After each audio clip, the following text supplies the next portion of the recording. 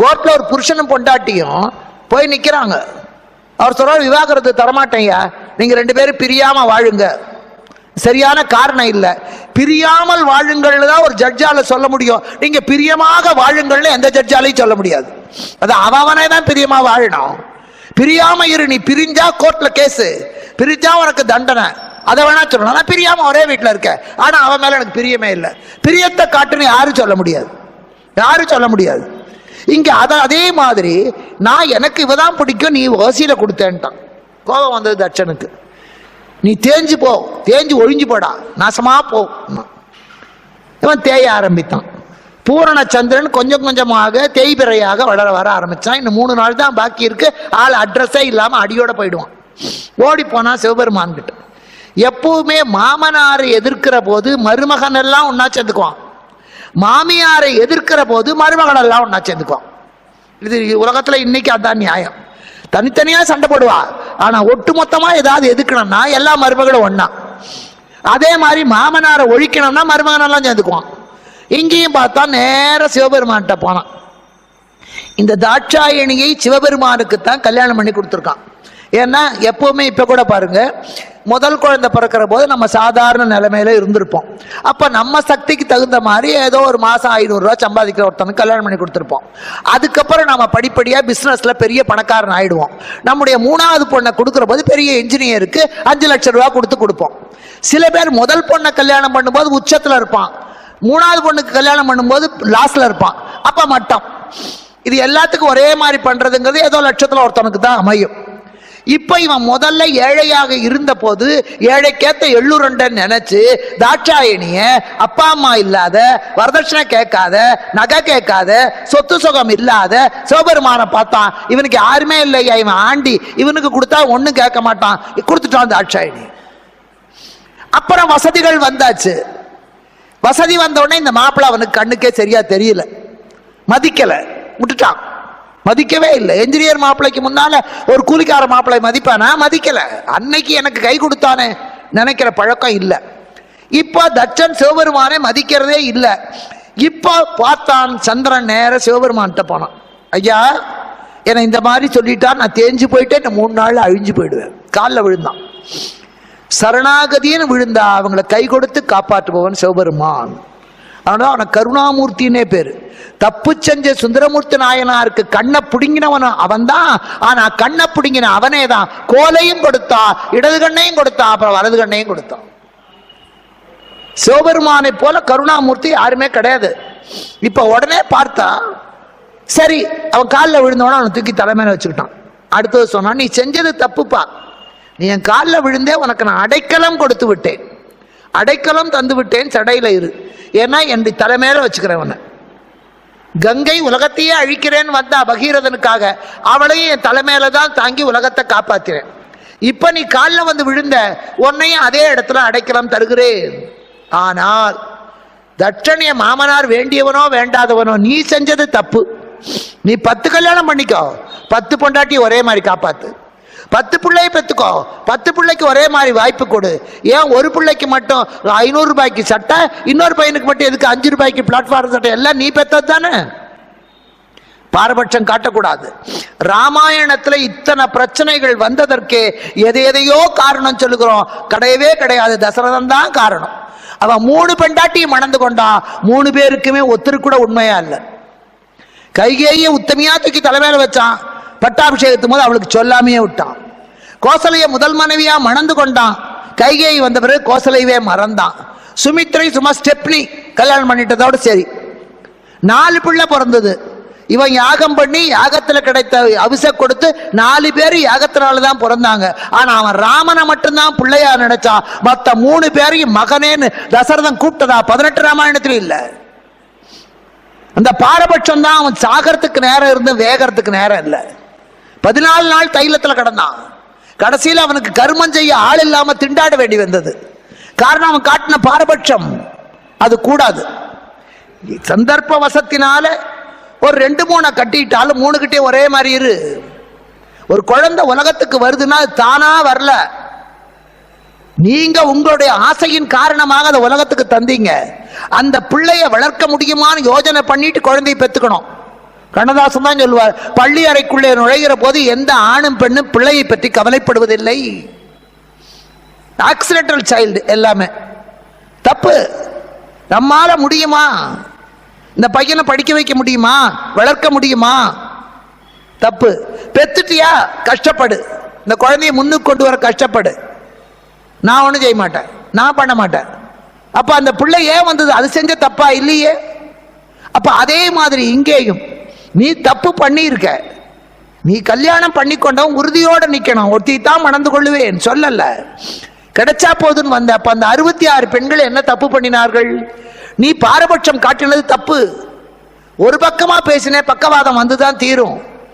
அதனால அவன் மாமன் கொடுத்தவன் எனக்கு வேண்டியவனோ வேண்டாதவனோ அல்ல, அவன் நியாயமானவன். அதனாலே உனக்கு கொடுத்த சாபம் சாபம்தான். ஆனால் என்னிடத்திலே வந்து நீ சரணாகதி என்று வந்ததனால அது ஒரு சின்ன விதிவிலக்கு தருகிறேன். மாமன் சாபப்படி நீ தேய்ந்து போவாய், என்னுடைய அருளினாலே மறுபடியும் வளருவாய். அதனாலதான் அந்த 3ஆம் பிறை சந்திரன் தலையிலேயே, சிவபெருமான் தலையில இன்னைக்கு 3ஆம் பிறையை பார்த்தா புண்ணியம். இக்கு முல்லையொடு பற்றாக்கையும் வெந்திட விழியால் செற்றார்க்கு இனிய பிரான். முதல் பாட்டிலேயே அல்லங்க, பேற்றை தவம் சற்றுமில்லாத என்னை பிரபஞ்சம் எனும் சேத்தை கழிய வழிவிட்டவா. செஞ்சடா அடவி மேல் ஆற்றை பணியை இதழியை தும்பையை அம்புலியை கீற்றை புனைந்தவன் குமாரனே சிகாமணியே. ஆனா அலங்காரத்துல முதல் பாட்டு முருகனுக்காக பாடுவதே. உங்க அப்பா எல்லாரையும் தலைமையில தூக்கி வச்சுக்கிட்டான்டா. அந்த அப்பாவுக்கு பிறந்த பிள்ளையான நீயும், நான் தப்பு பண்ணினவனானாலும் என்கிட்ட குறை இருந்தாலும் என்னையும் காப்பாத்து. பல பேர் சொல்லும், உங்க அப்பா ரொம்ப நல்லவர்ப்பா, அவர் இருந்தா எல்லாம் செய்வார். அதுக்காக ஒரு 10 ரூபாயாவது பையன் கொடுப்பான். முருகன் கிட்ட வேண்டும் போதே செஞ்சடா அடவி மேல் ஆற்றை கங்கையை பணியை பாம்பை இதழியை கொன்றையை தும்பையை அதுக்கு மேல அம்புலியின் கீற்றை புனைந்தவன் குமாரனே கிருபாகரனே. கிருபாகரனா கருணை உள்ளவனே. உங்க அப்பா கருணைக்கு தாண்டா அடையாளம். யாருக்கும் உதவாத தும்பப்பூவை தூக்கி தலைமையில வச்சுட்டு இருக்காரு. எல்லாரும் வெறுத்து ஒதுக்குற பாம்பை தலைமையில வச்சிருக்காரு. ஆக்ரோஷத்தோட வந்த கங்கையை தலைமையில வச்சிருக்கார். சாபத்துக்கு ஆளான அம்புலியை தலைமையில வச்சிருக்கார். அப்படி இத்தனை பேருக்கு கருணை செய்தவனுடைய மகனான கிருபாகரனே நீ எனக்கு கருணை செய். அதான் அலங்காரத்துல முதல் பாட்டு. அப்ப அதனால இங்கேயும் சந்திரசேகரனே பேரு சிவபெருமானுக்கு. இன்னைக்கு திருவண்ணாமலைக்கு போனா 2 பேர், பெரியவரா சின்னவராம்பாங்க. ஒரு சமயம் பெரிய அண்ணாமலையார் வருவார், சந்திரசேகரன். எல்லா சிவன் கோயிலையும் சந்திரசேகரன் இருப்பார். உற்சவர் காலத்தில் அவர் தான் வெளியே வருவார். அப்ப அந்த சந்திரசேகரனாக இருக்கின்ற சிவபெருமான் அருள் செஞ்ச உடனே தட்சனுக்கு கோபம் வந்தது. சரி, இந்த சிவபெருமானை எப்படியாவது அவமதிக்கணும். என்ன பண்ண முடியும்? அவர் பொண்ணுக்கு ஆசைப்பட்டவர் அல்ல, பொருளுக்கு ஆசைப்பட்டவர் இல்லை. அவருக்கு வீடு வேண்டாம், வாசல் வேண்டாம், ஒண்ணுமே வேண்டாம். எதை வச்சு அவமரியாதை பண்றது? ஆசை இருந்தால்தான் அவமரியாதை கிடைக்கும். ஆசை இருந்தா தான் கஷ்டம் வரும். ஒரு பெண்ணு மேல அதிக ஆசை வச்சா அவ கிடைக்கலன்னா வேதனை, ஆசையே வைக்கலன்னா ஒண்ணுமே இல்லை. தூண்டில் புழுவின் மீது ஆசை வைக்கிற காரணத்தினால மீனுக்கு சாவு. பெண் யானை மேல ஆசை வைக்கிறதுனால ஆண் யானை குழிக்குள்ள விழுகிறது. ஆசைதான் அவலத்துக்கு காரணம். எனக்கு வேணும், எனக்கு வேணும், எனக்கு அது வேணும், இது வேணும். ஆசை போதும் என்ற மனமே பொன் செய்யும் மருந்து. இப்ப இவருக்கு ஆசையே இல்லை. எந்த ஆசையும் சிவபெருமானுக்கு கிடையாது. எல்லாத்தையும் நமக்கு கொடுத்துட்டு ஒரு பிச்சாடனா உட்கார்ந்து இருக்காரு. அப்படிப்பட்டவனை எப்படி அவமரியாதைப்படுத்துறது? அவருக்கு ஒரே ஒரு தலைமை. யார் யாகம் பண்ணினாலும் அந்த யாகத்துல முதல் தாம்பூலம் சிவபெருமானுக்கு தான் கொடுக்கணும். பண்றவர் வைஷ்ணவனா இருக்கலாம், சமணனா இருக்கலாம், யாரா இருந்தாலும் யாக புருஷன் சிவபெருமான் தான். இது வேதங்கள்ல வைஷ்ணவம் செஞ்சாலும் யாக புருஷன் சிவபெருமான் தான். சிவங்கோயிலுக்கே போமாட்டேம்பாங்க வைஷ்ணவர்கள், ஆனா யாக புருஷன் சிவபெருமான் தான். இவன் யாகம் பண்ணோம், யாகம் பண்ண எல்லா தேவர்களுக்கும் அழைப்பு அனுப்பினோம். சிவபெருமானுக்கு அவர் தான் முக்கியம், அவருக்கு அனுப்பல. 2 காரணம். யாக புருஷனும் அவர் தான், மூத்த மாப்பிள்ளை.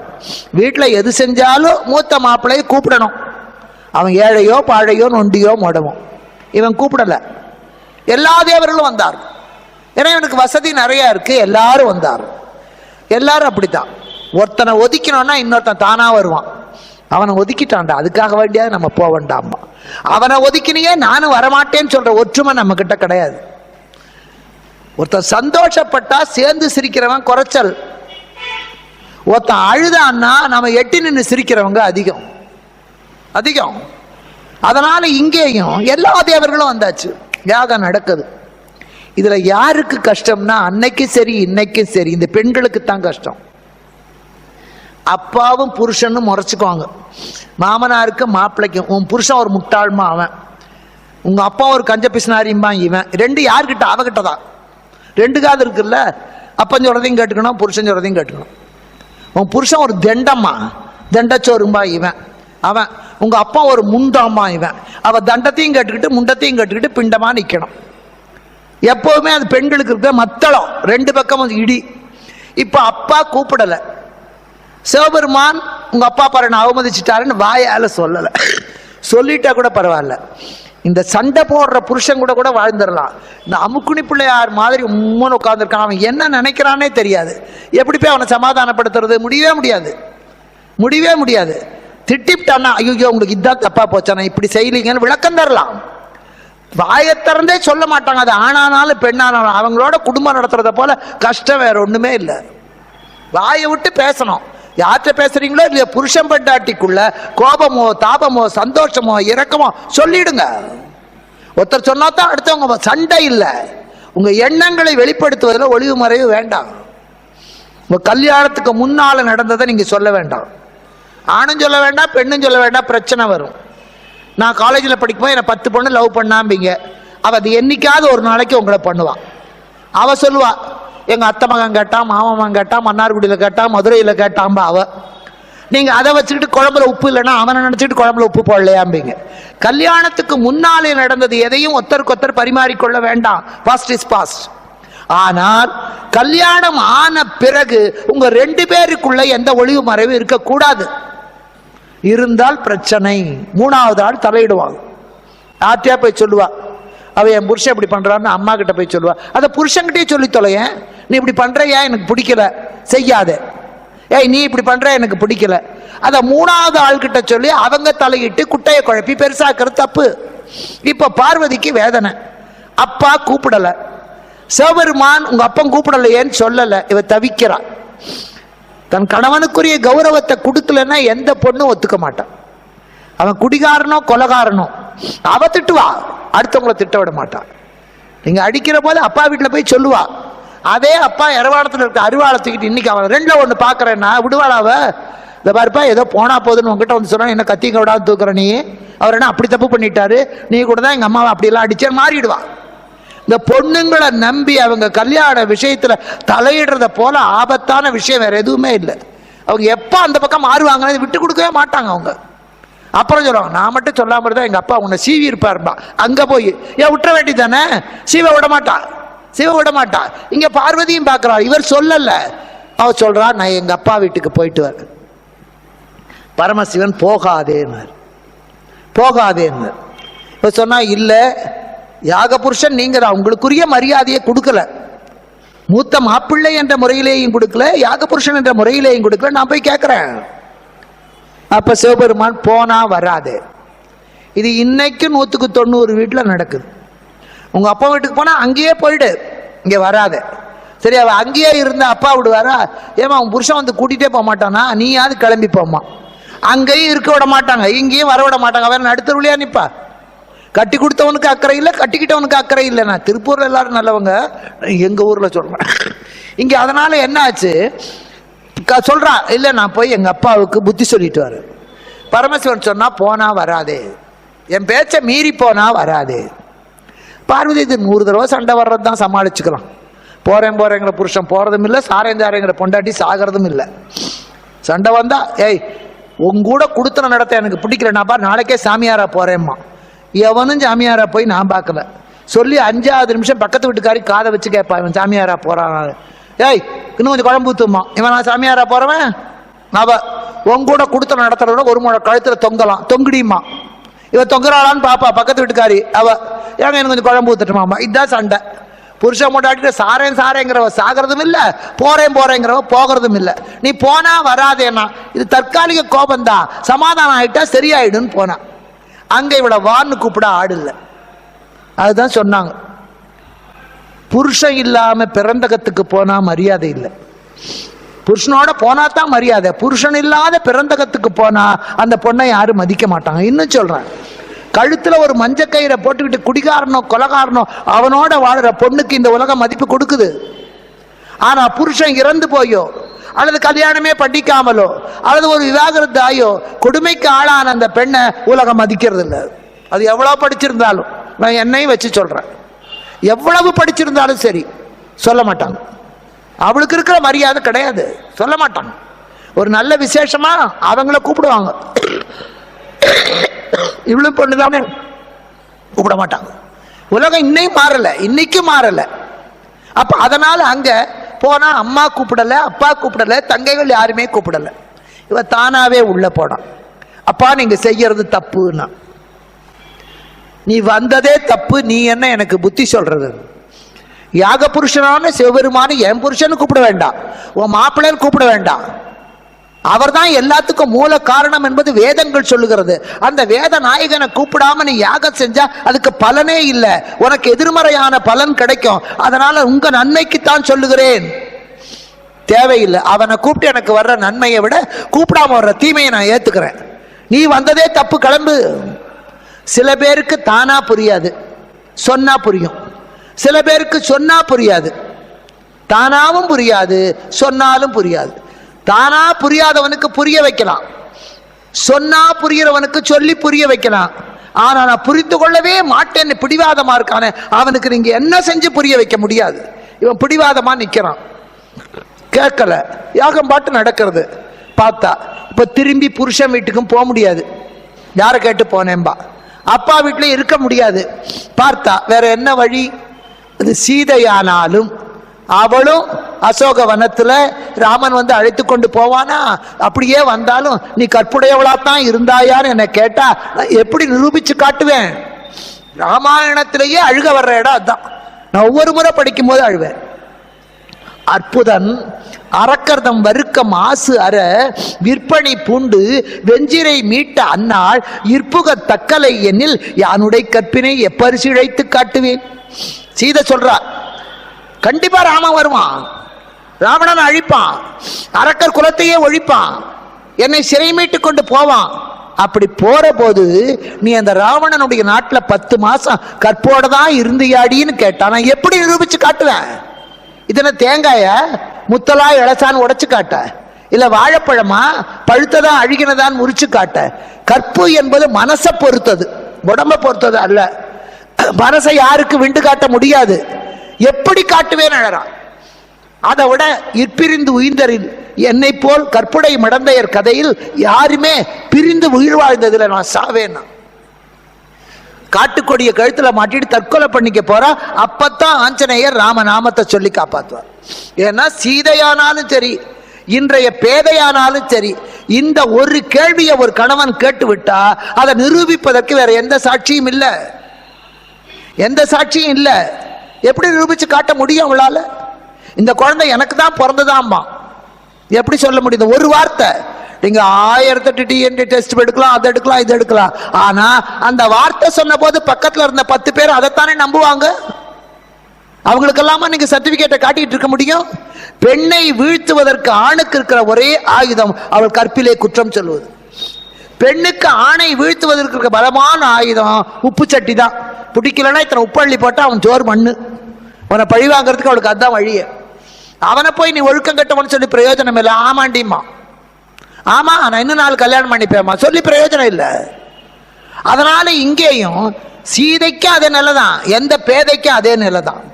பார்த்தா திரும்பி போனா வராதேம்பாரு, இங்க இருக்கிறானா இருக்காதேம்பாரு. எங்க இருக்கிறது?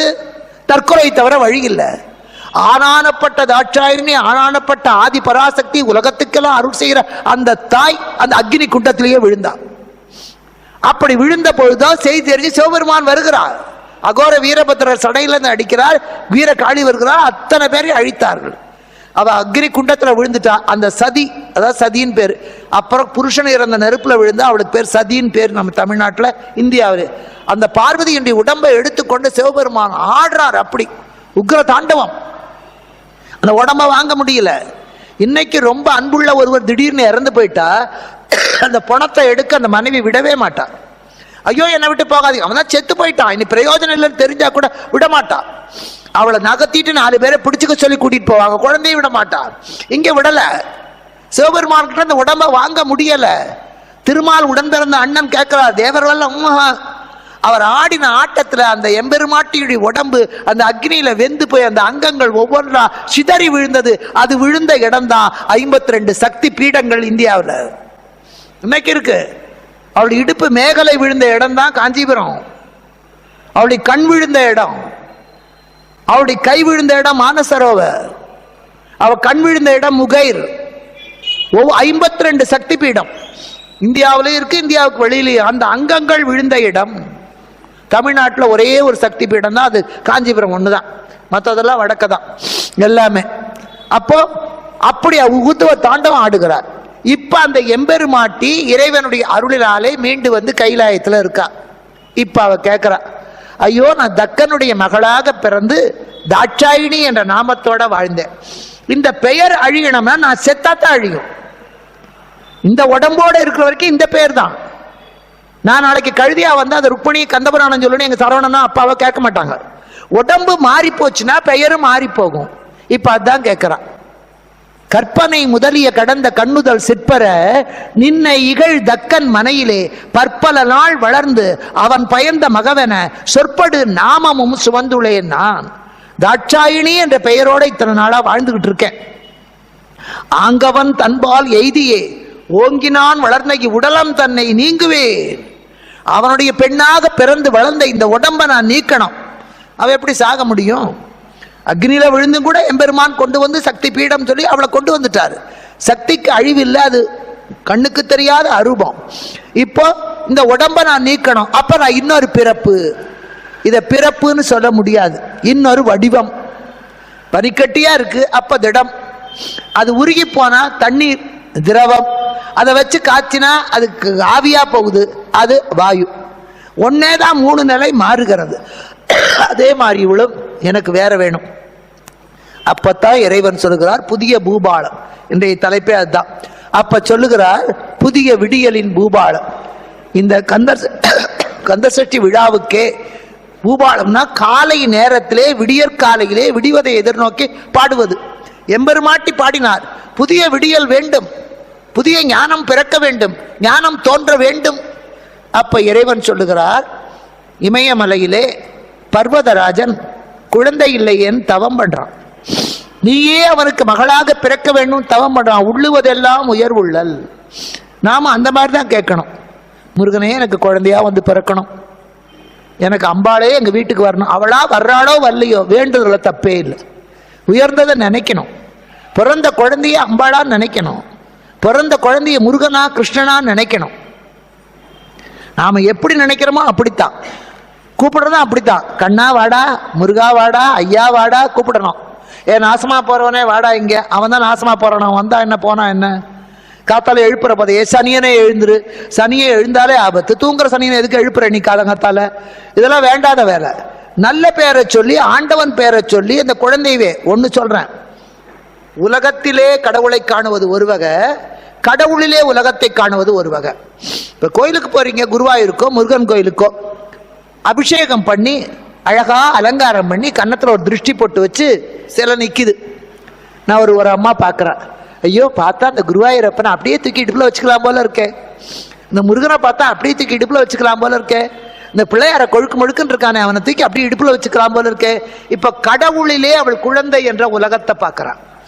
வீட்டில் நமக்கு ஒரு குழந்தை, அதை நல்ல குளிப்பாட்டி அதுக்கு கண்ணுக்கு மை வச்சு பொட்டு வச்சு கன்னத்தில் திருஷ்டி பொட்டு வச்சு கழுத்தில் ஒரு சங்கிலியை போட்டு இடுப்பில் ஒரு அரணாளை கட்டி, எந்த தாயும் குழந்தையை குளிப்பாட்டினோன்னா முத்தம் கொடுக்காம இருக்கவே மாட்டா. இருந்தால் அவள் தாயே இல்லை, பேய். அது எந்த குழந்தையா இருந்தாலும் ஆசை வரும்.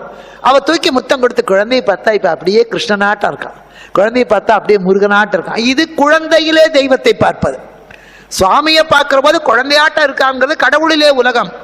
நம்ம குழந்தையில கடவுளை பார்ப்பது உலகத்திலே கடவுள். ரெண்டையும் பிள்ளையார் கடவுளிலே உலகத்தை பார்த்தார், முருகப்பெருமான் உலகத்திலே கடவுளை பார்த்தார். அதுதான் பழம் கதையே. இப்போ அதனாலே எம்பெருமாட்டி கேட்கிறா, கேட்ட உடனே நீ போய் பர்வதராஜனுக்கு மகளாக, அவளுக்கு பிறப்பே இல்லை, எந்த தாய் வயிற்றிலே அகிலாண்ட கோடி உலகமனைத்தும் ஈன்றவளவள். அந்த தாயை வயிற்றுல சுமக்கிற தாய் யாரும் இல்லை. திருமால் 10 அவதாரம் எடுத்தார், மகாலட்சுமி யார் வயிற்றுலையும் பிறக்கல. அதே மாதிரி இங்க அம்பிகை கைலையிலே, பர்வத மலையிலே, அந்த மானச சரோவர் ஏரியிலே, 1000 இதழ் தாமரையிலே ஒரு சங்காக வந்தான். அந்த சங்கை இவன் வாரி எடுத்தான், அவன் மனைவி இடத்திலே மேனை இடத்திலே கொடுத்தான். அவள் அன்போடு அணைத்து கொண்டாள். இவருடைய அன்பும் பாசத்தில் அது பைத்ததோர் குழவியின் உலகத்தை எல்லாம் ஈன்ற அந்த தாய் ஒரு குழந்தையா வந்தா. பைத்ததோர் குழவியின் படிவத்து ஒத்தாள். அதை எடுத்தாங்க. என்ன பேர் வைக்கிறது? இப்பெல்லாம் பேர் வைக்கிறது ஒரு பெரிய பிரச்சனை. பார்க்குறவங்களெல்லாம் கேட்க வேண்டியது, எங்க ஒரு நல்ல பேரா சொல்லுங்க, இது வரைக்கும் இல்லாத பேரா சொல்லுங்க. இல்லாத பேர்னு ஒன்று இருக்கான்னு கிடையவே கிடையாது. இல்லாத பேர்னா என்னத்தை வைப்பீங்க நீங்க? நான் சொன்னேன் இந்த மாதிரி ஹத்யுதா, குத்யுதா, அச்சுதா, இது மாதிரி பேர் தான் இருக்கிறது தான் பேருன்னு பேரு. அதனால இல்லாத பேரா சொல்லுங்க. அப்பெல்லாம் அந்த வம்பே இல்லை. நான் சொன்ன தத்திதான் அந்த நாமம். பர்வதராஜனுக்கு மகளாக பிறந்ததுனாலே அவளுக்கு பார்வதி, ஹிமவானுக்கு மகளாக பிறந்ததுனாலே அவளே ஹேமாவதி. நீங்க நினைக்கிறீங்க நாகரீகமான பேர் லலிதா சகஸ்ரநாமத்துல எத்தனை இல்லை, அனுபூதியில எத்தனை இல்லை, விஷ்ணு சகஸ்ரநாமத்துல எத்தனை பேர் இல்லை. அதெல்லாம் தேடுறதில்ல. சினிமாக்காரன் பேரா வைக்க வேண்டியது. அதுக்கப்புறம் இப்ப அதுவும் விட்டாச்சு. முதல்ல அரசியல் தலைவர்கள் பேரா வச்சான், அப்புறம் சினிமாக்காரன் பேரா வச்சான். இப்ப அந்த பேரு வாயில வழங்கல, கண்டதெல்லாம். அவ பார்வதி, பர்வதராஜனுக்கு மகள் பார்வதி, ஹிமவானுக்கு மகள் ஹேமா. சைலம் என்றால் மலை, சைலத்துக்கு மகள் ஜலஜா. கிரி என்றால் மலை, கிரிக்கு மகள் கிரிஜா.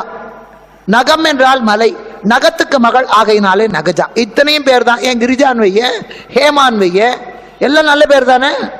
இதெல்லாம் நல்ல பேர் இல்லை. அப்ப அந்த பெயரோடு பார்வதியா வந்து பிறக்கிறார். பிறந்து ஹிமவான் அந்த குழந்தையை எடுத்து கொண்டு போய் வளர்க்கிறான். பிறந்த குழந்தை இல்லை, கிடைச்ச குழந்தை. அதை ஞாபகம் வச்சுக்கணும். நமக்கு ஒரு குழந்தை பிறக்கலையேன்னு பல பேர் ஏங்குறான். தேவையில்லை. எத்தனையோ குழந்தைகள் தாய் தந்தை இல்லாம இருக்கு. அந்த விவரம் தெரியாத குழந்தைக்கு நீ தாய் தந்தையா இரு, உனக்கு அது குழந்தையா இருக்கும். இந்து மதமே அதுதான். குழந்தை இல்லையா, கிருஷ்ணனை குழந்தையா நினைச்சுக்கோ, முருகனை குழந்தையா நினைச்சுக்கோ. அதனாலதான் கிருஷ்ண ஜெயந்தி கொண்டாடு, விநாயகர் சதுர்த்தி கொண்டாடு, ராமநவமி கொண்டாடு. குழந்தை இல்லையா, தெய்வத்தை குழந்தையா நினை. உனக்கு புருஷன் இல்லையா, கடவுளையே உன் ஆன்ம நாயகனாக எண்ணிக்கொள். உனக்கு அப்பா அம்மா இல்லையா, அம்மையே அப்பா ஒப்பிலாமணியன் அவனையே நினை. எந்த விதத்துல, நண்பனாக, தந்தையாக, தாயாக, குழந்தையாக, சகோதரனாக, எந்த விதத்திலேயும் பார்ப்பதற்கு வழிவகுத்து கொடுத்த ஒரே மதம் இந்து மதம் மட்டும்தான். மற்ற மதங்கள்லாம் இறைவன் என்பவன் தலைவன், தள்ளித்தான் வைப்போம்.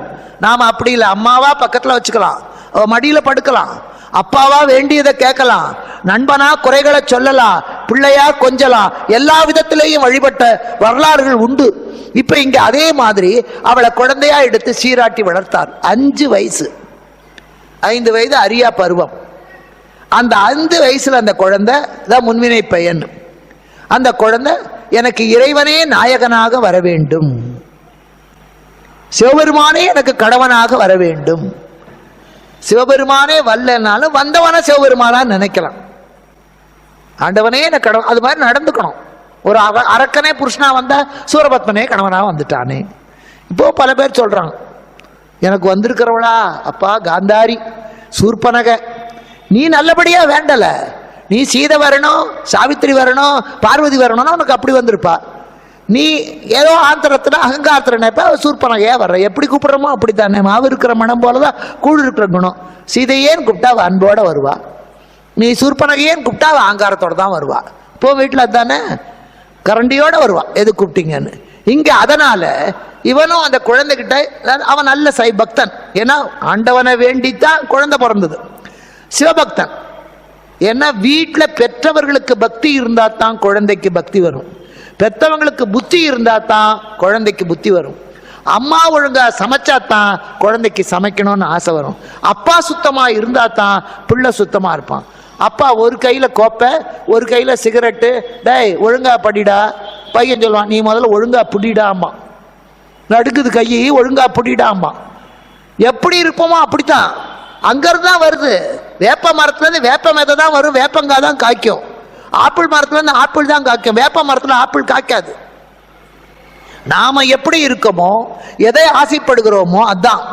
அந்த கரு பதிகிற போது ஒரு கணவன் மனைவி உள்ளத்திலே என்ன எண்ணம் இருக்கிறதோ அதுதான் பிள்ளையாய் உருவாகும். அதனாலதான் முன்ன காலத்துல நல்ல நாள் பார்த்து நல்ல நேரம் பார்த்து தான் தாம்பத்தியம் தொடங்கும். இன்னும் சொல்ல போனா அந்த பள்ளி அறையில பல ஆண்டுகள் நல்லபடியா வாழ்ந்த வயசான தம்பதிகளை உட்கார வச்சு அந்த 2 பேருக்கும் நம்ம மாலை போட்டு அவங்களுக்கு ஸ்வீட் கொடுத்து அவங்க எழுந்த பிறகுதான் அந்த படுக்கையில இந்த புருஷன் பொண்டாட்டி அனுப்புவாங்க. இன்னைக்கு சாஸ்திரம் தான். நீங்க எந்த ஐயரை வேணா கேளுங்க, ஒழுங்கா கல்யாணம் நடக்கிற வீட்டுல போய் பாருங்க, அதான் நடக்கும். அதான் நடக்கும். அப்பதான் அது நல்லபடியா இருக்கும். இன்னும் சொல்லுவாங்க, இது பல காலமா எங்க தாத்தா காலத்துல ஆவி வந்த கட்டில் இப்பவும் ஆவியா அவர் இங்கதான் இருக்காரு, இந்த கட்டில் தான் வேணும், புது கட்டில் வேண்டாமா. இந்த தொட்டில தான் எங்க வீட்டுல அத்தனை குழந்தையும் பிறந்து வளர்ந்தது, இந்த தொட்டில தான் பெயரிடணும். ஏன்? அதுல நல்லதெல்லாம் குடியிருக்கு, அதுதான் வேணும். இப்ப அப்பனே தூக்கி எறிஞ்சிடறான், அவன் படுத்த கட்டில எங்க வைக்க போறான், அவனுக்கு முன்னாடி வித்தாயிரும். இங்க அதே மாதிரி இவனையும் எடுத்து அந்த நல்ல சிவபக்தன் வீட்டில் நாம தெய்வத்தை வணங்கணும். நீங்க பெரிய மந்திரம் சொல்ல வேண்டாம், ஆனா நமக்கு மீறின ஒரு சக்தி இருக்கிறது, அதை புரிஞ்சுக்கணும். அவன் இல்லாம ஒன்றும் அசையாது. கதவை சாத்தி பூட்டி வாசலுக்கு கூர்க்கா காவல் வச்சு கொசு வராத ஏசி ரூம்ல பெண்டாட்டி பக்கத்துல படுத்திருக்க ஒருவர் அணைத்து கொண்டு பத்திரமா கதவை தாப்பா போட்டு படுக்கிறான். காலையில பார்த்தா உடம்பு ஜில்லுன்னு போயிருக்கு. எப்ப அவனுக்கு உயிர் போச்சுன்னு அவனை கட்டி கொண்டு படுத்த மனைவிக்கு தெரியல, கொசு வராத இடத்துல எவன் எப்படி வந்தான்னு தெரியல, வாசல் இருந்த காவலாளிக்கு தெரியல. எப்படி வந்தது? பிறந்து ஹிமவான் அந்த குழந்தையை எடுத்துக்கொண்டு போய் வளர்க்கிறான். பிறந்த குழந்தை இல்லை, கிடைச்ச குழந்தை. அதை ஞாபகம் வச்சுக்கணும். நமக்கு ஒரு குழந்தை பிறக்கலையேன்னு பல பேர் ஏங்குறான். தேவையில்லை. எத்தனையோ குழந்தைகள் தாய் தந்தை இல்லாம இருக்கு. அந்த விவரம் தெரியாத குழந்தைக்கு நீ தாய் தந்தையா இரு, உனக்கு அது குழந்தையா இருக்கும். இந்து மதமே அதுதான். குழந்தை இல்லையா, கிருஷ்ணனை குழந்தையா நினைச்சுக்கோ, முருகனை குழந்தையா நினைச்சுக்கோ. அதனாலதான் கிருஷ்ண ஜெயந்தி கொண்டாடு, விநாயகர் சதுர்த்தி கொண்டாடு, ராமநவமி கொண்டாடு. குழந்தை இல்லையா, தெய்வத்தை குழந்தையா நினை. உனக்கு புருஷன் இல்லையா, கடவுளையே உன் ஆன்ம நாயகனாக எண்ணிக்கொள். உனக்கு அப்பா அம்மா இல்லையா, அம்மையே அப்பா ஒப்பிலாமணியன் அவனையே நினை. எந்த விதத்துல, நண்பனாக, தந்தையாக, தாயாக, குழந்தையாக, சகோதரனாக, எந்த விதத்திலேயும் பார்ப்பதற்கு வழிவகுத்து கொடுத்த ஒரே மதம் இந்து மதம் மட்டும்தான். மற்ற மதங்கள்லாம் இறைவன் என்பவன் தலைவன், தள்ளித்தான் வைப்போம். நாம அப்படி இல்லை. அம்மாவா பக்கத்துல வச்சுக்கலாம், மடியில படுக்கலாம், அப்பாவா வேண்டியதை கேட்கலாம், நண்பனா குறைகளை சொல்லலாம், பிள்ளையா கொஞ்சலாம், எல்லா விதத்திலேயும் வழிபட்ட வரலாறுகள் உண்டு. இப்ப இங்க அதே மாதிரி அவளை குழந்தையா எடுத்து சீராட்டி வளர்த்தார். 5 வயசு, 5 வயது அரியா பருவம். அந்த 5 வயசுல அந்த குழந்தை தான் முன்வினை பையன். அந்த குழந்தை எனக்கு இறைவனே நாயகனாக வர வேண்டும், சிவபெருமானே எனக்கு கணவனாக வர வேண்டும்.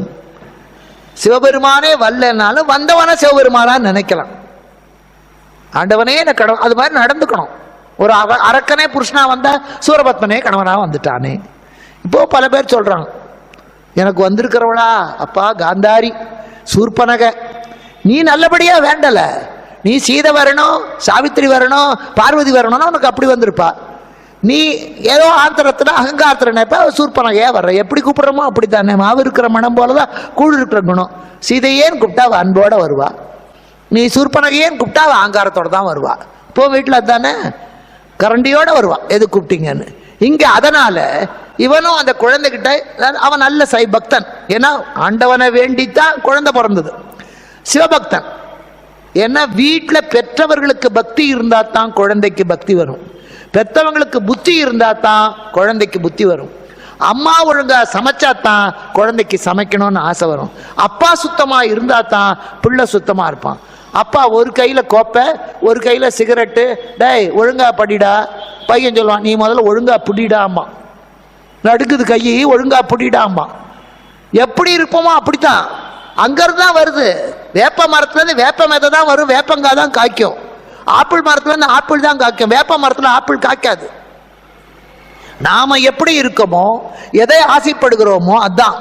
அந்த கரு பதிகிற போது ஒரு கணவன் மனைவி உள்ளத்திலே என்ன எண்ணம் இருக்கிறதோ அதுதான் பிள்ளையாய் உருவாகும். அதனாலதான் முன்ன காலத்துல நல்ல நாள் பார்த்து நல்ல நேரம் பார்த்து தான் தாம்பத்தியம் தொடங்கும். இன்னும் சொல்ல போனா அந்த பள்ளி அறையில பல ஆண்டுகள் நல்லபடியா வாழ்ந்த வயசான தம்பதிகளை உட்கார வச்சு அந்த 2 பேருக்கும் நம்ம மாலை போட்டு அவங்களுக்கு ஸ்வீட் கொடுத்து அவங்க எழுந்த பிறகுதான் அந்த படுக்கையில இந்த புருஷன் பொண்டாட்டி அனுப்புவாங்க. இன்னைக்கு சாஸ்திரம் தான். நீங்க எந்த ஐயரை வேணா கேளுங்க, ஒழுங்கா கல்யாணம் நடக்கிற வீட்டில் போய் பாருங்க, அதான் நடக்கும், அதான் நடக்கும்.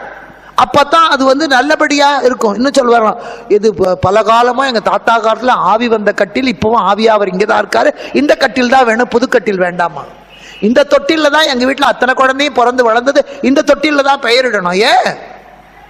அதுல நல்லதெல்லாம் குடி இருக்கு, அதுதான் வேணும். இப்ப அப்பனே தூக்கி எறிஞ்சிடறான், அவன் படுத்த கட்டில எங்க வைக்க போறான், அது அவனுக்கு முன்னாடி வித்தாயிரும். இங்க அதே மாதிரி இவனும் எடுத்து அந்த நல்ல சிவபக்தன் வீட்டில் நாம தெய்வத்தை வணங்கணும். இங்க பெரிய மந்திரம் சொல்ல வேண்டாம், ஆனா நமக்கு மீறின ஒரு சக்தி இருக்கிறது, அதை புரிஞ்சுக்கணும். அவன் இல்லாம ஒன்னும் அசையாது. கதவை சாத்தி பூட்டி வாசலுக்கு கூர்க்கா காவல் வச்சு கொசு வராத ஏசி ரூம்ல பெண்டாட்டி பக்கத்துல படுத்திருக்க, ஒருவர் அணைத்து கொண்டு பத்திரமா கதவை தாப்பா போட்டு படுக்கிறான். காலையில பார்த்தா உடம்பு ஜில்லுன்னு போயிருக்கு. எப்ப அவனுக்கு உயிர் போச்சுன்னு அவனை கட்டி கொண்டு படுத்த மனைவிக்கு தெரியல, கொசு வராத இடத்துல எவன் எப்படி வந்தான்னு தெரியல, வாசல் இருந்த காவலாளிக்கு தெரியல, எப்படி வந்தது? பிறப்பும் இறப்பும் பிறர் தரவாரா?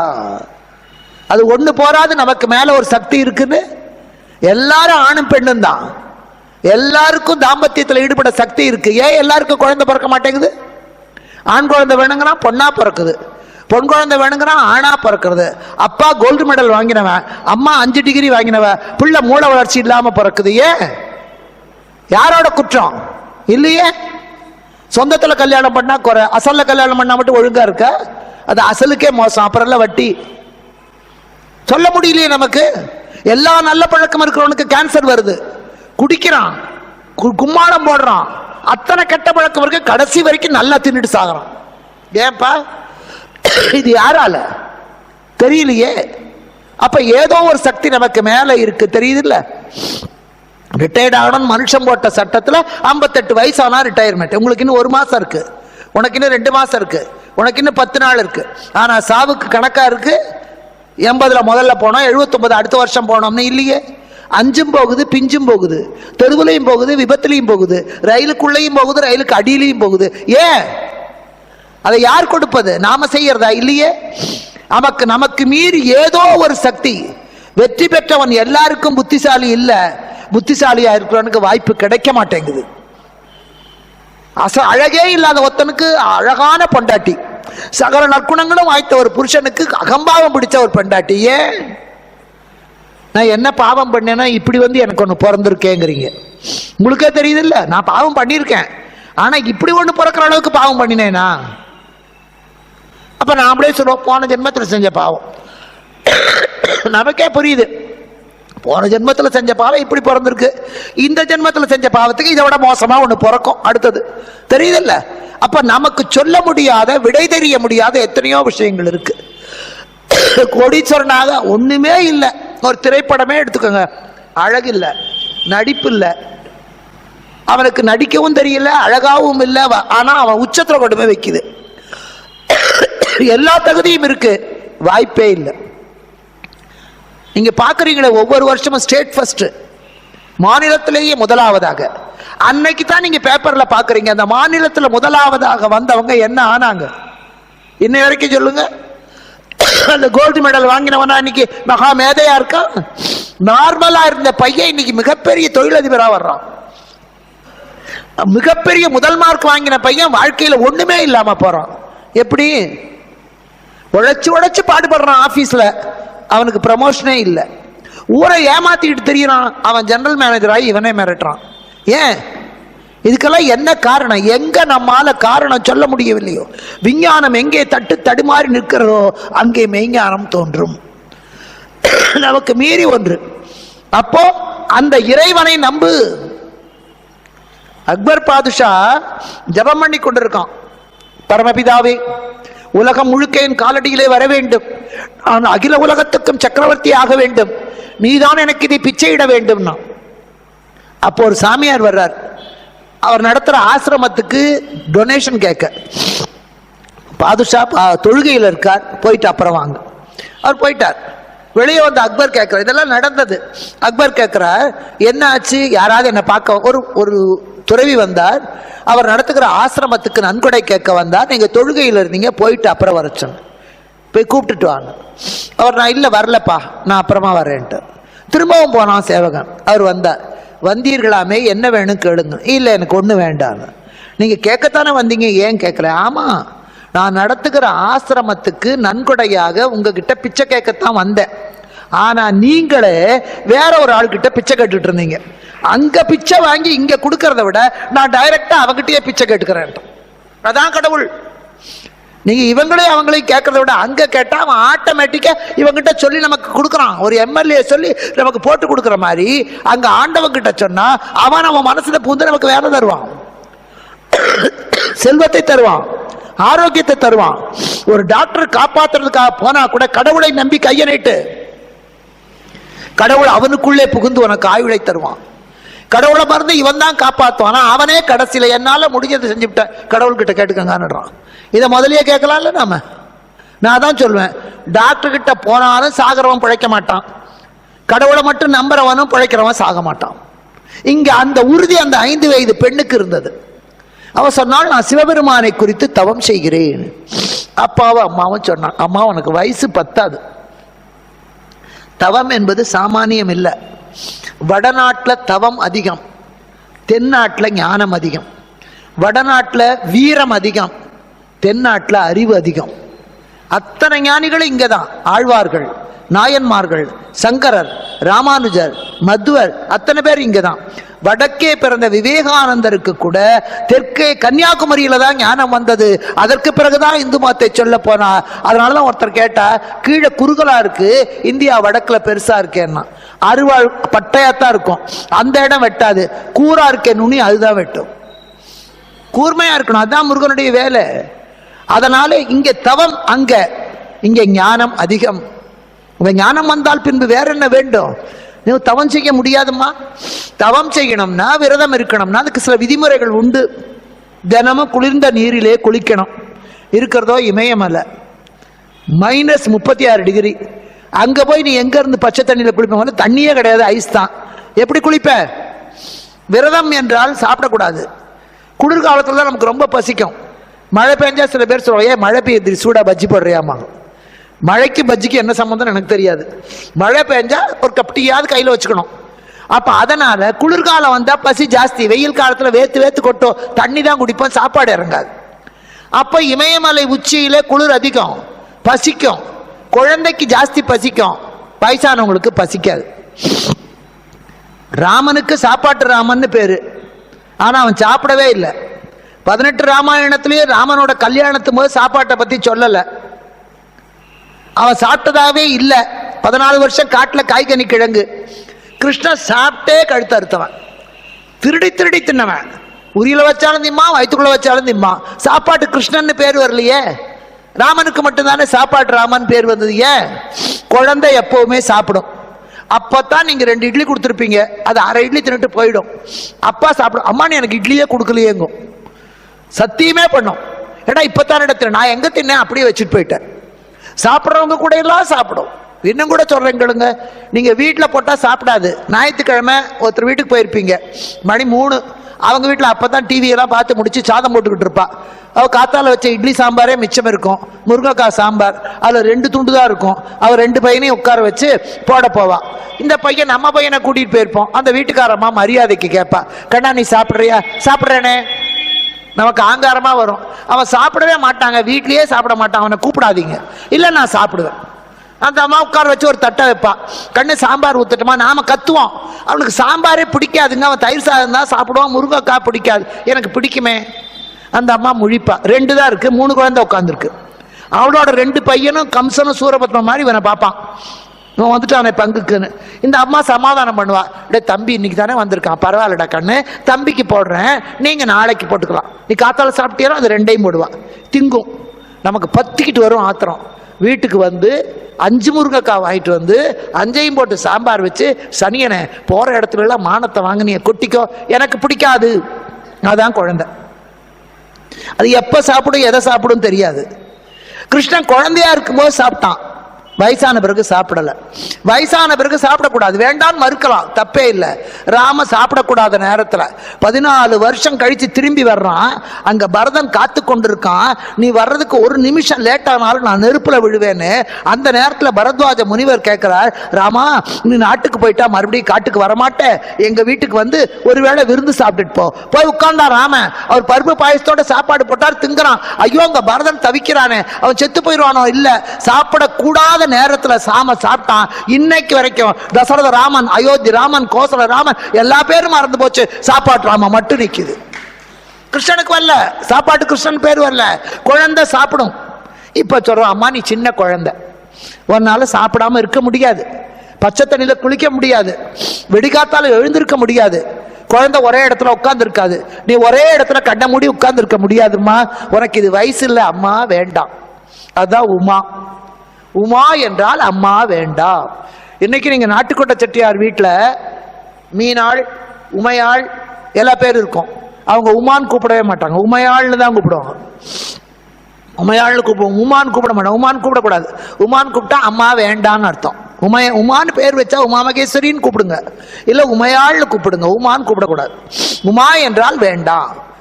பர்வதராஜன் கேட்டான், அம்மா வேண்டாம், உன்னை காப்பாற்ற முடியாதுமா, நீ அதிசயமா கிடைச்ச குழந்தை. அப்ப அந்த குழந்தை சொல்லித்து, ஞானம்னா என்ன? இப்ப நான் சொன்னேனே, அவன் காப்பாற்றணும்னு நினைச்சா யாரும் தடுக்க முடியாது, அவன் கைவிடணும்னு நினைச்சா யாரும் காப்பாற்ற முடியாது.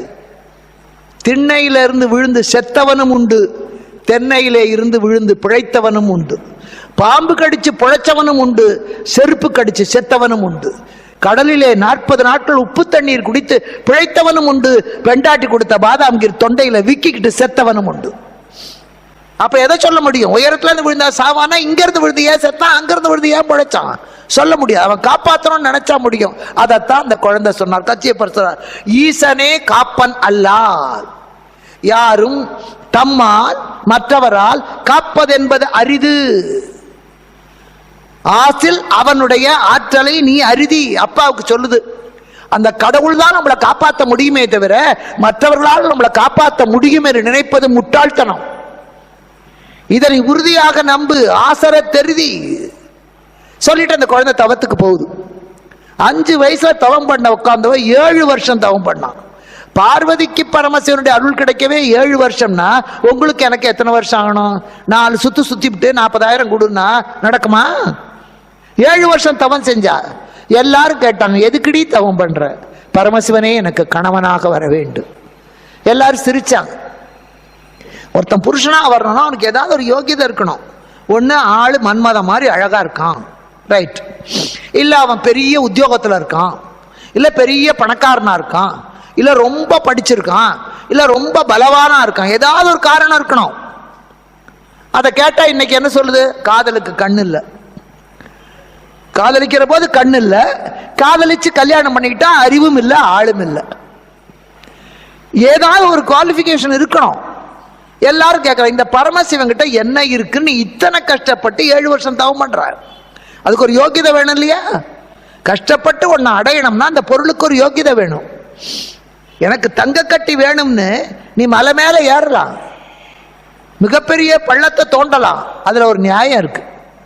ஒரு சப்பாத்தி கள்ளி வேணுங்கிறதுக்காக நீ மலை மேல ஏறி தோன்றேன்னா இதுக்கா இந்த பாடுபடுவதற்கு ஒரு அர்த்தம் இருக்கணும். கள்ளிச்செடிக்கு தண்ணி ஊத்தி பிரயோஜனம் இல்லை, தென்னை மரத்துக்கு தண்ணி ஊத்தினா பிரயோஜனம் உண்டு. பிள்ளைங்க கைவிட்டால் அந்த தென்னை மரம் கடைசியில் நமக்கு பாடையா உதவும். இவன் தண்ணி ஊத்துறனா அது இளநீரா கொடுக்கும். பிள்ளைய பெத்தா கண்ணீர், தென்னையை வைத்தா இளநீர்னு அதை வச்சுதான் பாடினான் இங்க. அதனால இவன் சொல்றான், 7 வருஷம் தவம் பண்றீ, இதுக்குரிய தகுதி அவனுக்கு என்ன இருக்கு? அவன் ஏறுறதுக்கு ஒரு சைக்கிள் கூட கிடையாது, கயிட்டு மாடு. கட்டிக்க ஒரு திருப்பூர்ல இருந்து ஒரு 4 மணி துண்டு கூட கிடையாது. அவன் கட்டி இருக்கிறது புலித்தோல் ஆடை. குளிர் வந்தா போத்திக்கிறதுக்கு ஒரு சால்வை இல்லை, போத்தி கொண்டிருப்பது யானையோட தோல். போட்டுக்கிறதுக்கு ஒரு அரளிப்பு மாலை கூட இல்லை, ஊமத்தம்பூ மாலை. உத்தியோகமே இல்லை, பிச்சை எடுக்க ஒரு மண் சட்டி இல்லை, கபாலம் மண்டவட்டுக்கு அப்புறம். அவன் போட்டிருக்கிறதெல்லாம் பாம்பு, ஊமத்தம்பூ மாலை, இருக்கிறதுக்கு இடமில்லை, சுடுகாடு. இப்படி எதுவுமே இல்லாத ஒருத்தனை போய் எதுக்காக நீ காதலிக்கிற? எல்லாரும் கேட்டார். அது அழகா பாடினார் பாபநாசன். எத்தை கண்டு நீ இச்சை கொண்டாய் மகளே, சுத்தப்பயித்தியக்காரன் கங்காதரன் தோகையே முன்னவன் பேயுடன் ஆடிய ஆட்டுக்கோ காளை மாட்டுக்கோ ஏந்தும் ஓட்டுக்கோ சுடுகாட்டுக்கோ எத்தை கண்டு நீ இச்சை கொண்டாய் மகளே. அப்ப பார்வதி சொன்னா, உலகத்திலேயே அவர் தான் பெரிய இடத்து பிள்ளை, இருக்கிறதுலே உயரமான இடம் கைலாசம் தான், அதுக்கு மேல உயரம் இல்லை, அவர் தான் ரொம்ப ரொம்ப பெரிய இடத்து பிள்ளை, அவரை யாரால அசைக்க முடியாது, அதனால எனக்கு அவர் தான் பிடிச்சிருக்கு. சிவபெருமானுக்கு தெரிந்தது. அங்க அவர் தனியா இருக்கார். பார்வதி பிரிந்த பிறகு சிவன் தனியாக தவம் செய்து தட்சிணாமூர்த்தியாக அமர்ந்து சனகசனாதி முனிவர்களுக்கு ஞானத்தை பற்றி உபதேசம் பண்ணி கொண்டிருக்கிறார். இங்க அதுக்கு முன்ன சூரபத்மன் பிறந்தாச்சு. சூரபத்மன் அது பிறப்பு பின்னாடி. சூரபத்மன் பிறந்து சொல்ல முடியாத துன்பம், தேவர்கள் எல்லோரும் சிவபெருமான் அவனுக்கு வரம் கொடுத்துட்டார். நான் சாகவே கூடாதுன்னு கேட்டான். அவன் சாகவே முடியாதுப்பா, பிறந்தா செத்துத்தான் ஆகணும். சரி, உன்னுடைய சக்தி எல்லால் வேறு எந்த சக்தியாலும் நான் சாக முடியாது, அதாவது உன்னுடைய அம்சம் தான் என்ன சொல்லணும், ஏன்னா வரம் கொடுத்தவனே கொல்ல மாட்டான். கேட்டுட்டான். இப்ப தேவர்கள் வந்து கெஞ்சறாங்க பரமசிவன் கிட்ட, ஐயா ஆம கிணத்துல அணிப்புள்ள கொம்புல, பார்வதியோ அங்க நீயோ இங்க, நீங்க ரெண்டு பேரும் சேர்ந்தா தானையா உங்களுக்கு ஒரு குழந்தை பிறக்கும், அந்த குழந்தை தானே சூரபத்மனை அழிக்கும், நீங்க ரெண்டு பேரும் இப்படி தனித்தனியா இருந்தா எப்படி எங்களை காப்பதற்கு ஒரு முருகன் பிறப்பான்? இது உடல் சம்பந்தமாக பிறக்கக்கூடிய குழந்தையா இது? கேட்கிறார்கள். சிவபெருமான் சொன்னால், நீங்க வந்து அந்த தட்சனுடைய யாகத்திலே இருந்த பாவத்தினாலே இத்தனை துன்பத்தை அனுபவிக்கிறீர்கள், எம்முடைய சக்தியாக ஒரு குழந்தை வந்து சூரனை கொல்லும் போங்கன்ட்டார். சொல்லிட்டு மறுபடியும் உட்கார்ந்துட்டார். தேவர்கள் எல்லாம் பார்த்தாள். ஆசை வந்தா தானே, எனக்கு கல்யாணமே வேண்டாங்கிற பையன் 40 வயசு ஆயிடுத்து, இந்த பொண்ணு எனக்கு கல்யாணமே வேணுங்கிறா, இந்த மாப்பிள்ளை கிடைக்கல, ஏன்னா இவளுக்கு அவன் தான் வரணும். யாருக்கு யாருங்கிறது ஏற்கனவே எழுதி வச்சது. உடம்பு நிறைய எண்ணெயை தடவிட்டு உருண்டு உருண்டு பிறந்தாலும் ஒற்றந்தான் ஒட்டும். யாருக்கு யாரோ அவன் தான் வந்து சேருவான். ஒரு 100 கிராம் மல்லிப்பூ வாங்கினா அதை ஒரே மாதிரியா கட்டுறோம், இங்க ஒரு பூ அங்க ஒரு பூ எடுக்கிறோம், நெட்டையும் குட்டையும் சரி. நாம வாங்குற பூ தானே, ஏன் பக்கத்துல இருக்கிற பூவையே வச்சு கட்டுறது இல்லையே? நீங்க பூ கட்டும் போது யோசிச்சு பாருங்க, இங்க ஒரு பூ எடுப்போம் அங்க ஒரு பூ எடுப்போம். நீளமான பூவுக்கு அப்பதான் சரம் நல்லா வரும். குட்டைக்கு குட்டை நெட்டைக்கு நெட்டையை போட்டா இப்படி வரும், வாங்க மாட்டா யாரும். அதே மாதிரி ஆண்டவனு சாதுவுக்கு முரடு, நல்லதுக்கு கெட்டது, கருப்புக்கு வெள்ளைன்னு மாத்தித்தான் போடுறான், முட்டிக்கிட்டு ஒரு மோதிக்கிட்டு வாங்கன்னு. அப்ப அதனால இங்கேயும் யாருடா இவளுக்கு, இறைவன் தான் இவளுக்கு மணவாளனாக வரணும், இவரும் இங்க உட்கார்ந்து இருக்கார். எல்லாரும் பார்த்தா ஆசை வந்தா தானே. இந்த கல்யாணத்துல சிவப்பு கலர் புடவை தான் பொண்ணுக்கு வாங்குவாங்க, அரக்கு கலர் புடவை தான் வாங்கிறது பழக்கம். கல்யாண வீட்டுல தான் வெத்தலை பாக்கு, ஏன்னா வெத்தலை ஆசையை தூண்டும். பிரம்மச்சாரி வெத்தலை போடப்படாது, கல்யாணமே ஆகாதவன் பான் பராக் வெத்தலை இதெல்லாம் போடப்படாது, போட்டா காமம் வரும். எங்களெல்லாம் முன்னெல்லாம் சொல்லுவாங்க, கல்யாணம் ஆகாத குழந்தைங்க வெத்தலை போட்டா மாடு முட்டும் கோழி குத்தும்பாங்க, காதருந்து போகும்பாங்க. அப்ப அதை நம்பினோம். பின்னால்தான் தெரியுது பிரம்மச்சரியம், பிரம்மச்சரியத்துக்கு வெத்தலை நேர் எதிரி, ஆசை வரும், அதனால வெத்தலை போடப்படாது. நான் இன்னும் காம்பு கூட கிள்ளி போட்டதில்லை, வயசாச்சு, இனிமேலாம் காம வரப்போகுது, ஆனாலும் இல்லை போடக்கூடாது வெத்தலை. ஆனால் ஆசை வரணும். கல்யாணம் ஆனவனுக்கு ஆசை வந்தா தான் குடும்பம் நடக்கும், சம்சாரம் பெருகும், குழந்தை குட்டி பெறும். அதனாலதான் கல்யாண வீட்டுல வெத்தலை. கல்யாணத்துக்கு வர்றவனுக்கெல்லாம் வெத்தலை பார்க்காது, பிரம்மச்சாரியா இருந்தா போடாத. அதெல்லாம் முன்ன காலத்து பழைய கதையெல்லாம் பார்த்தீங்கன்னா, பொண்டாட்டி வெத்தலைக்கு சுண்ணாம்பு தடவி புருஷனுக்கு சோறு போட்டனா வெத்தலை மடிச்சு கொடுப்பா. பழைய ஆரணி குப்புசாமி மரியாதை நாவல் அதெல்லாம். இப்போ புருஷன் பல பேருக்கு மறைச்சு கொடுக்குறாங்க, 2 பேரும் பீடா வாங்கி போட்டுக்கிறாங்க, அது வேற கஷ்டம். இல்லை கேட்டா போடான்ட்டு போறான், அது வேற. சாஸ்திரப்படி வாழ்ந்த காலங்களிலே வெத்தலை பாக்கு சாப்பிட்ட உடனே தாம்பூலம் போடுங்கம்பாங்க. இப்ப கூட பல வீடுகள்ல விசேஷங்களுக்கு வந்தா வெத்தலை பாக்கு தட்டை கொண்டது வைப்பாங்க. ஆசை வரணும். சிகப்பு என்பது ரத்தம், ரத்தம் என்பது ராகம் என்பதுல இருந்து வந்தது. ராகம்னா ஆசைன்னு அர்த்தம். ஒரு வேடிக்கை என்னன்னா, சாமியாருக்கு சிவப்பு கலர் தான், கல்யாணம் பண்ணிக்கிற பொண்ணுக்கு சிவப்பு கலர் தான். சாமியாருக்கு ஆசை வரப்படாது, அவன் காவியை கட்டிக்கிட்டே இப்ப ஆசை வர்றது அது வேற விஷயம். ஆனா இவளுக்கு ஆசை வரணும். இது என்னடா, ஆசை வரக்கூடாதவனுக்கு சிவப்பு, ஆசை வர்றவளுக்கும் சிவப்பா? 2 ஆசை வரணும். என்ன ஆசை? அதான் இவளுக்கு குடும்பத்தின் மீது ஆசை, கணவன் மீது ஆசை, குழந்தை மீது ஆசை, தாம்பத்தியத்தின் மீது ஆசை, தர்மத்தின் மீது ஆசை வரணும். அவனுக்கு உலகமெல்லாம் வாழணும். எல்லா பெண்களும் என்னுடைய தாய். உலகமளாவிய ஆசை வந்து சுய ஆசை இல்லாம இருக்கணும் ஒரு துறவிக்கு. அவனுக்கு உலகமெல்லாம் வாழ வேண்டும் என்ற ஆசை வரணும், அவன் தான் துறவி. புத்தருக்கு வந்தது ஆசையை ஒழிக்க வேண்டும் என்ற ஆசை வந்தது. எல்லாரும் வாழ வேண்டும் என்ற ஆசை அவனுக்கு வரணும், என் குடும்பம் வாழ வேண்டும் என்ற ஆசை இவளுக்கு வரணும். அதனால்தான் அதுவும் ரத்தம் இதுவும் ரத்தம் இங்க. அதனால அந்த பிரேமையை ஆசையை உண்டாக்க கூடியது. இப்போ அந்த ஆசையை உண்டாக்குறதுக்குன்னு ஒருத்தனை வச்சிருந்தான், அவனுக்கு பேர் மன்மதன் பேர். இங்கிலீஷ்ல அவனுக்கு பேர் இல்லை, ஆனா ஆண் பெண் ரெண்டுக்கு பொதுவானதுக்கு காமன் ஒரு பேர் உண்டு. கலெக்டர் தான், கலெக்டரஸ் இல்லை. டெய்லர் தான், டெய்லரஸ் இல்லை. அதுல பெண்பாலே கிடையாது. ஏன்னா ஒரு காலத்துல ஆண்கள் தான் கலெக்டரா வரணும், ஆண்கள் தான் தையக்காரன் தான் வரணும். இப்ப எல்லாம் வர ஆரம்பிச்சாச்சு. அதனால ஆங்கிலத்துல இல்ல. அந்த மாதிரி இருக்கிறதுக்கு ஃபெமினைன் ஜெண்டரா மேஸ்குலின் ஆண்பாலா பெண்பாலா பொதுவா இருந்தா அதுக்கு பேர் காமன் ஜெண்டர்னு பேர். காமன்னா பொது.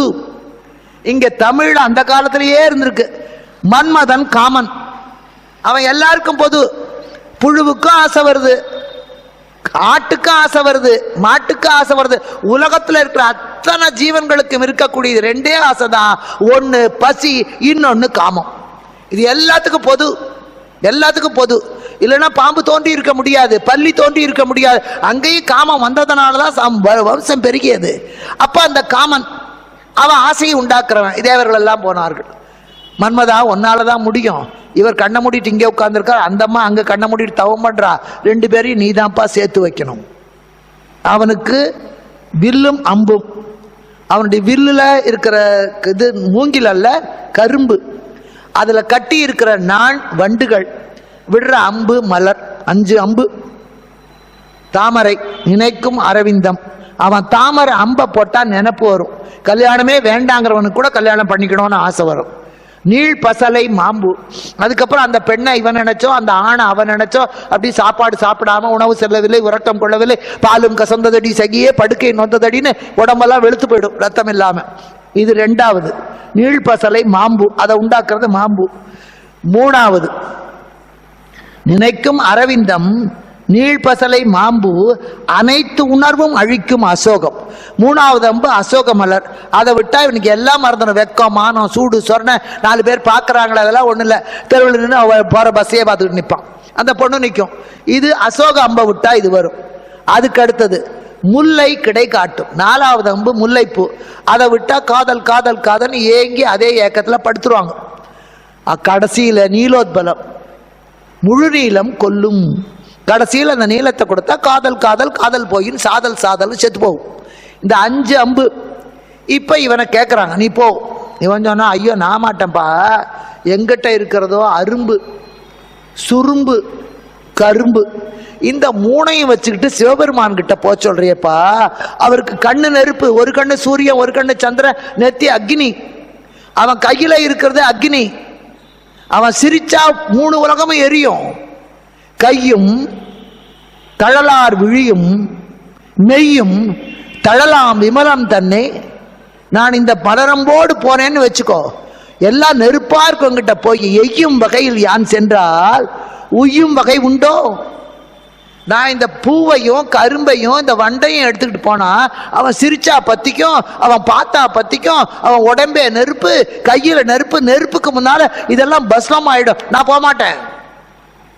இவங்க பிரம்மன் சொன்னான், நீ போகலைன்னா உன்னை நாங்க கொன்னுடுவோம். இப்ப இவன் பார்த்தான், போகாட்டா இவங்க கொல்லுவான், போனா அவன் கொல்லுவான். இப்ப எப்படி சாகிறது? மேலு கேன்சர் வந்து 6 மாசம் படுத்த படுக்கையா இருந்து படாத பாடுபட்டு பெட்சோர் வந்து எல்லாரும் இன்னைக்கு அமாவாசை தாண்டக்கூடாதே, போயிட்டா பரவாயில்லையே, பிராத்திமை நல்லா இப்படி நினைச்சு சாகிறதா? இல்ல, நல்லா சாப்பிட்டுட்டு நல்லா வெத்தலை பாக்கு போட்டுக்கிட்டு பொண்டாட்டி பார்த்து சிரிச்சுக்கிட்டு ஊஞ்சல்ல உட்காந்து ஆடுகிற போதே சுருக்குன்னு ஒரு வலி வந்து அப்பவே ஹார்ட் அட்டாக்ல போறதா? 2 சாவு தான். புழுத்து சலிச்சு சாகிறது மேலா, சிரிச்சு சிரிச்சு சாகிறது மேலா? எந்த சாவு நமக்கு வேணும் பார்த்தான். அப்பா இவங்கிட்ட அடிவதை வாங்கி சாகிறத விட அங்கேயே போவோம், அவரே எரிக்கிறது மேல். நாட்டுக்காக ராணுவத்தில் சாகிறது வெற்றி, திருடிட்டு போலீஸ்காரங்கிட்ட அடி வாங்கி சாகிறது கேவலம்.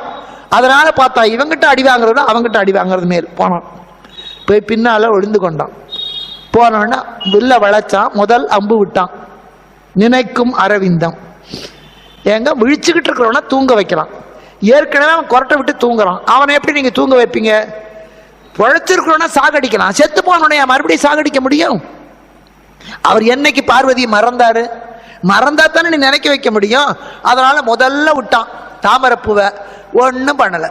இப்போ மேஜை மேலே கர்ச்சீஃப் இருக்கு, கடியாரத்தை கட்டி வச்சிருக்கோம், பேனா இருக்கு, இந்த பக்கத்தில் ஒரு காகிதம் இருக்கு, குழந்தை வருது, இந்த காயத்தை எடுக்குது, நம்ம ஒன்றும் சொல்ல மாட்டோம், அதை எடுத்தனால ஒன்றும் ஆபத்து இல்லை. கர்ச்சீப் எடுக்குது, இப்படி பார்த்துட்டு பேசாமல் இருப்போம். பேனாவை எடுக்கும், போம். கடியாரத்தை எடுத்தா பட்டுன்னு ஒன்று போடுவோம். எது ஆபத்தோ அதுதானே விட்டு பிடிக்கிறதுன்னு பேரு.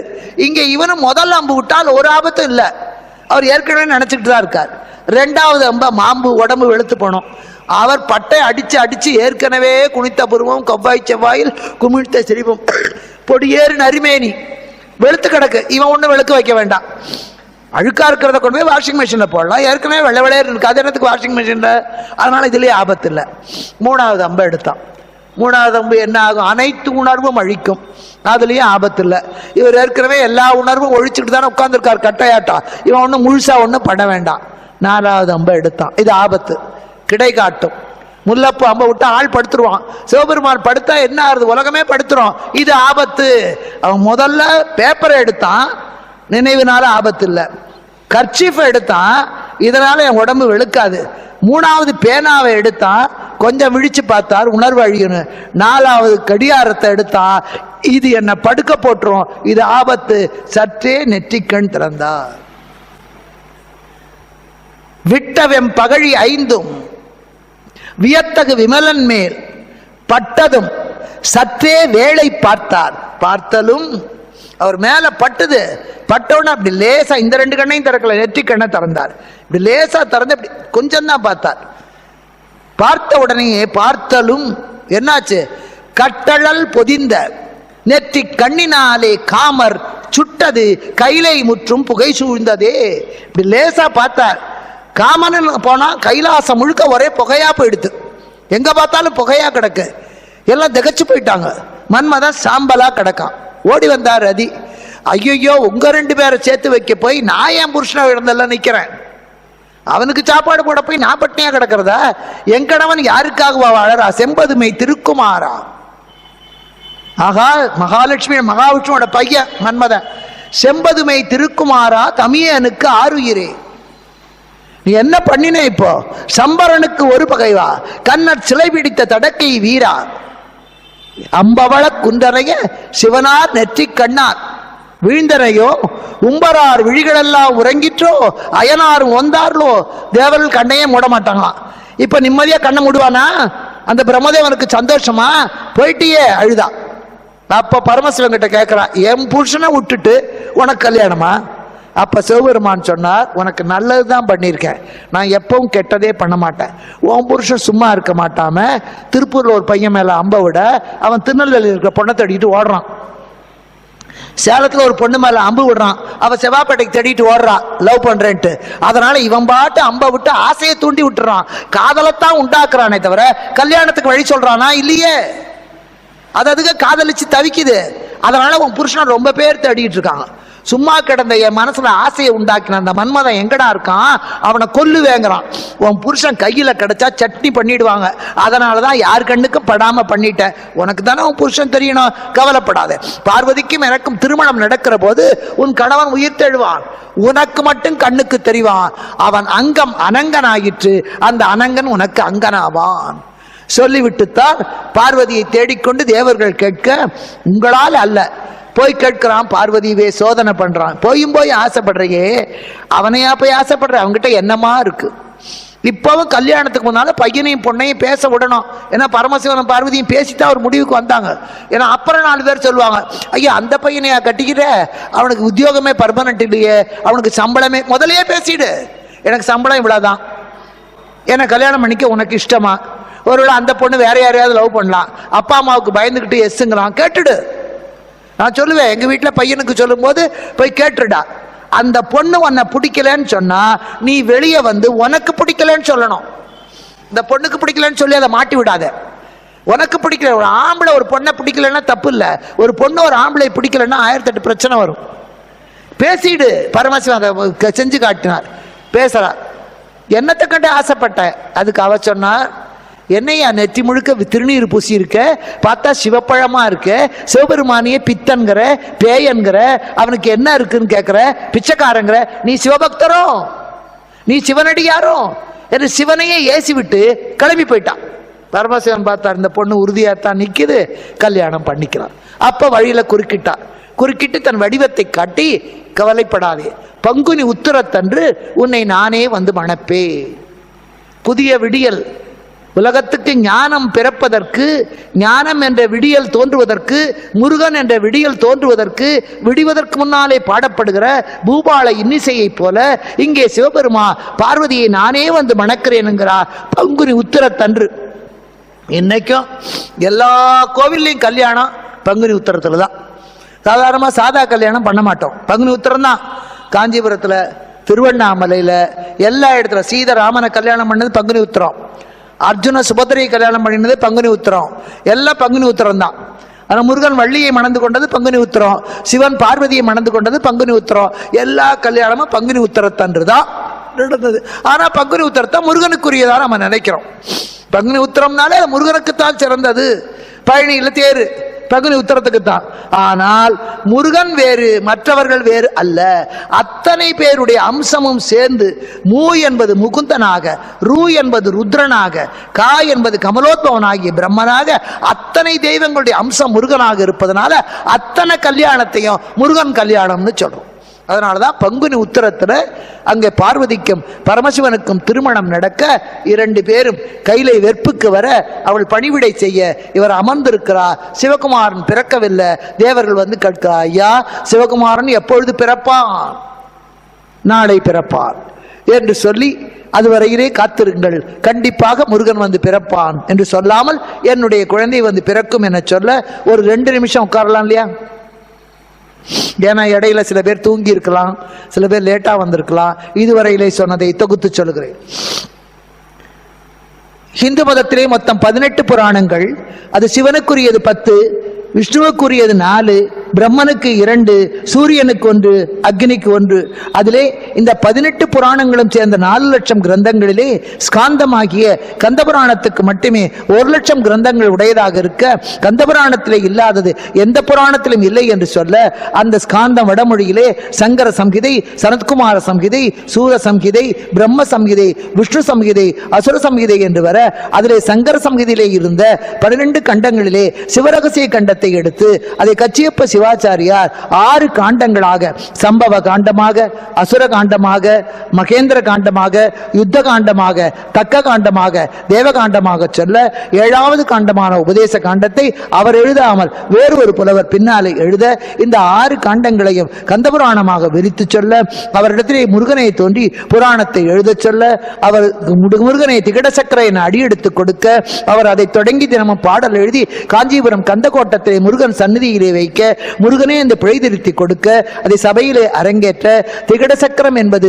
சந்திப்பிழை, அது வராது, இலக்கணத்துக்கு மாறானது என சொல்ல முருகனிடத்திலே வேண்ட, அப்பொழுது முருகனை நாளைக்கு சபைக்கு நானே வருகிறேன் என சொல்ல, அந்த முற்பட்ட சபையிலே தப்புற்ற கவிக்கெனவே முற்பட்டு புலவன் என வந்து வீரசோழியம் என்ற நூலிலே இருக்கிறது என அதிலே 108வது பக்கத்தை காட்ட, அதிலே திகழ் தசம் என்பது திகட சக்கரம் என வருவதற்கு விதி இருக்க, எல்லோரும் ஏற்றுக்கொள்ள அந்த கந்தபுராணத்தை 10,345 பாடல்களாக கச்சியப்ப சிவாச்சாரியார் எழுதி முடிக்க, அதிலே ஆரம்பமான சம்பவ காண்டத்திலே சிவபெருமான் கையிலே வீற்றிருக்க, எல்லோரும் வரம் கேட்க, உமையவள் இறைவனிடத்திலே தட்சன் மகளாக பிறந்ததனாலே தாட்சாயினி என்ற பெயரும் அவனாலே வளர்க்கப்பட்ட இந்த உடலையும் நீங்க வேண்டும் என கேட்க, இறைவனும் நீ பர்வதராஜனுக்கு மகளாக பிறந்து வா என சொல்ல, அவள் பர்வதராஜனுக்கு 1000 இதழ் தாமரையிலே வெண்சங்கு வடிவத்திலே வர, அந்த பைத்ததோர் குழவியினை எடுத்து வளர்த்து வர பார்வதி என பெயரிட்டு வளர்க்க, 5 ஆண்டு பிராயத்திலே சிவனை குறித்து தவம் செய்ய போக, பெற்ற தாய் தந்தையர் உமா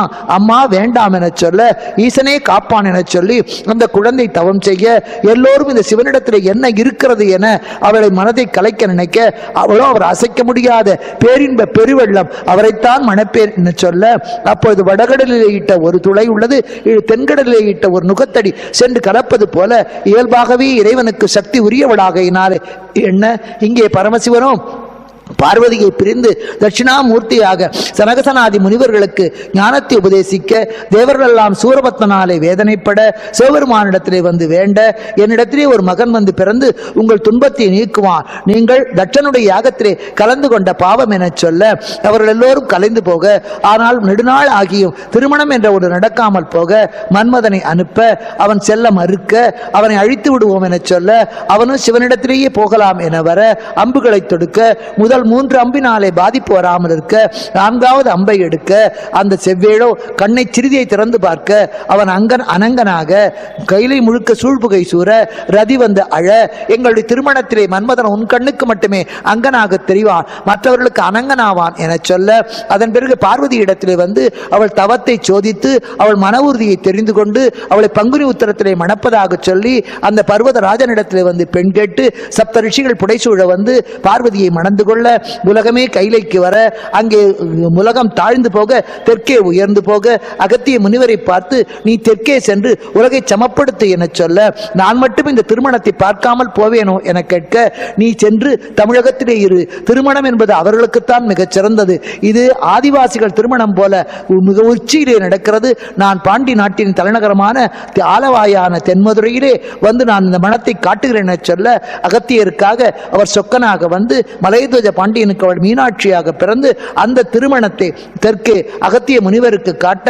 அவர் பொதிகை மலையிலே தங்கியிருந்து தமிழ் வளர்க்க, அதுவே ஆதி சங்கம் என சொல்லப்பட இங்கே சிவபெருமான் பார்வதியை மணந்து கொண்டு கைலைக்கு திரும்பி வர அவள் பணிவிடை செய்ய சிவகுமாரன் பிறக்காமல் போக தேவர்களெல்லாம் அவரை தேடிக்கொண்டு வந்தார்கள் என்ற அளவிலே புதிய விடியலின் பூபாலத்தை இதோடு முடித்துக்கொண்டு நாளைக்கு மீண்டும் தொடர்வோம் என சொல்லி நன்றி கூறி விடைபெறுகிறேன். வணக்கம்.